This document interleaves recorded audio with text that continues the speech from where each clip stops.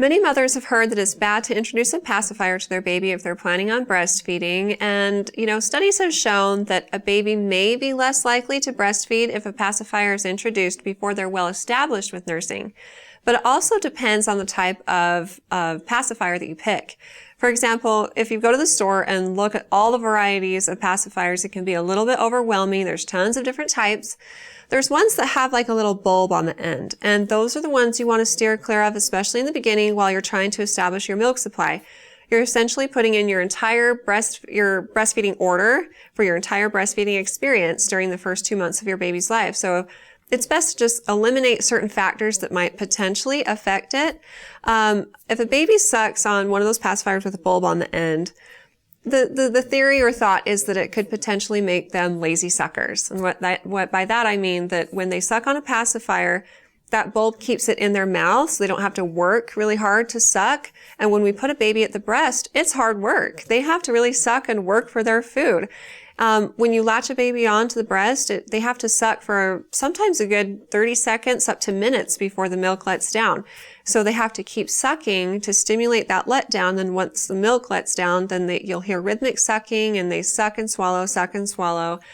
But if they're to the point where they just don't want to work for it, then sometimes they prefer bottles. The same is true for introducing bottles too early. At a minimum, you should wait at least 2 weeks, and if you can, wait up to about 6 to 8 weeks if possible before introducing bottles and possibly even pacifiers. Now, the other alternative inside of the story is that there are pacifiers that just have a straight end on them. Those are the types of pacifiers that are handed out in the hospital if you desire to use a pacifier. And the benefit to those is that a baby has to work just as hard to keep that in their mouth as they do the real deal when they're breastfeeding. So this doesn't cause nipple confusion.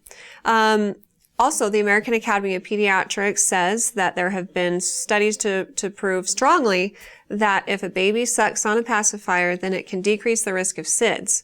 So there are definitely pros and cons. There's people on both sides of the table.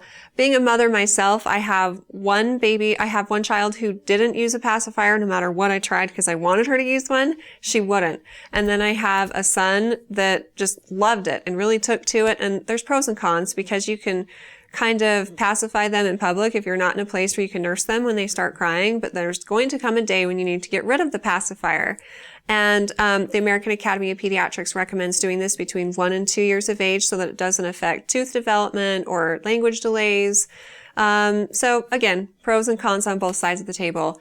Talk with your pediatrician if you have more questions about your baby and circumstances. And if you have more questions for me in the future, feel free to ask them on our Facebook page at facebook.com/Intermountain Moms and recommend us to your friends and family too.